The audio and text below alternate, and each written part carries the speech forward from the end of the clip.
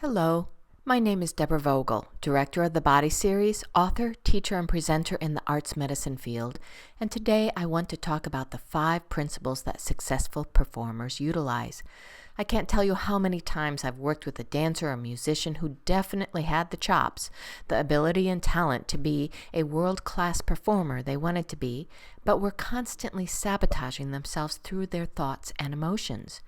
We know intellectually that beating ourselves up isn't going to help our performance, but we are such creatures of habit that we're on automatic pilot most of the time and don't even realize how much we're influencing our results in life. You see, your mind sets the stage for the action, and your body responds by following the script. Think about your personal pattern first thing in the morning. Are you a person who wakes up fully rested and raring to go 5 minutes before the alarm rings? Or do you have the habit of cursing the alarm clock as you hit the snooze button? Do you then roll over to grab 10 more minutes of the worst rest imaginable before that snooze alarm goes off again and again? Do you suppose that how you wake up has an influence to how you feel as you start your day? I would assert that our mind sets the stage for everything we do. This is the stage upon which we base our reality.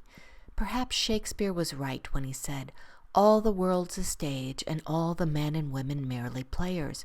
They have their exits and their entrances, and one man in his time plays many parts."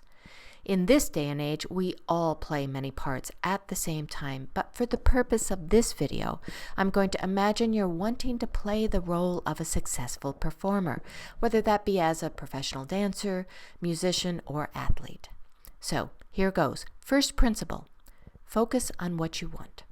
When our thoughts, emotions, and actions are in alignment with each other, miracles happen. When they're not in alignment, we generally feel resistance or struggle. Focused thoughts create a physical response in your body. Let me show you what I mean. Sit somewhere quiet and comfortable. Now, turn your head to the right and come back to center. That was pretty easy, wasn't it? Now, turn your head to the right while thinking of turning it to the left. Did you notice there was more resistance with the second attempt? You wanted to turn your head to the right, but you were thinking about turning it to the left. That wasn't quite as smooth, was it? That's resistance. How about thinking you want to feel healthy and full of energy, but instead you're talking about how tired, stressed out, and sleepy you are? Or perhaps you want more than anything else to become the next So You Think You Can Dance competitor. Your heart is singing when you think about being on stage and working with those amazing choreographers on the show, and then your mind pops up with a "yeah, but." "Yeah, but I don't have what it takes," or "yeah, but I can't do a triple backflip with a full turn," and on and on. Your mind just created a huge barrier to getting what it is that you really want, and now you're focusing on what you don't want instead. We need to learn how to look at our faulty thinking patterns as the culprit. So the first principle is to become aware of where your thoughts are focused. Now, how do you know whether your thinking is helping or hurting you? That brings us to principle 2. Your emotions are thought indicators. What do I mean by that? Well, science and medicine have shown that your thoughts create chemicals which create your emotions. This is a very simplistic way to say it, but trust me on this, that medicine and science are confirming a clear link that exists between our thoughts and what happens in response to our thoughts, both in your body and actions. What this means for you as a budding performer is that you need to pay attention to how you're feeling. If you're feeling negative emotions such as frustration, anger, or even worry in relationship to your dancing or music, you've got some negative thought patterns that you need to replace. The third principle is mind over matter, or the power of idiokinesis. Idiokinesis is using imagery to change neuromuscular pathways. The word idio means idea or thought, and kinesis means the muscles. Thus, idiokinesis refers to the path of movement that runs from the brain to the body. First, you have an idea or image of what you want to have happen. Then the nervous system sends messages through the nerves to the muscles, which contract, and voila, you've got movement. Anytime there is an interruption in the path of idiokinesis, such as the spinal cord injury that Christopher Reeve had, your movement is influenced. In the case of a paraplegic or quadriplegic, the brain functions fine, but the nervous system isn't sending the messages to the muscles. Let's do a demonstration on the power of idiokinesis. Sit tall and turn your head to the right. Notice how far you go by marking it by touching your finger to your nose and then stretching it forward to see how far you've turned. Now bring your head back to the front and close your eyes.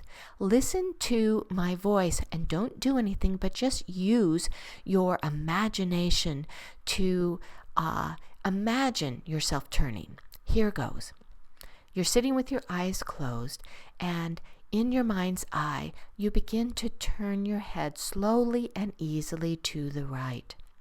You're moving easily, effortlessly, and now you're almost to your right shoulder. Lo and behold, you can turn your head further, and now you're looking behind you. You're almost like a circus person.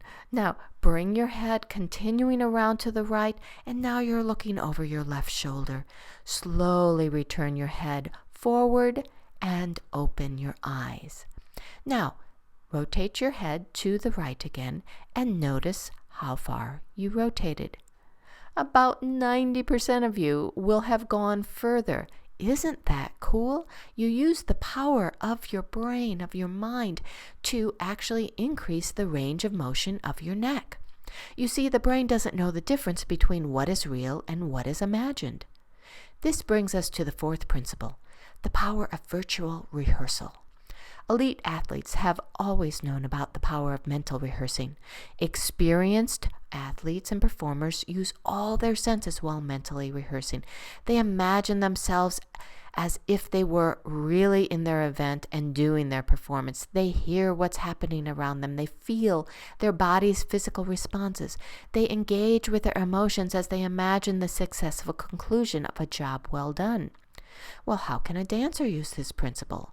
One way is, after finishing a dance class, take a few minutes and imagine the combination that you learned.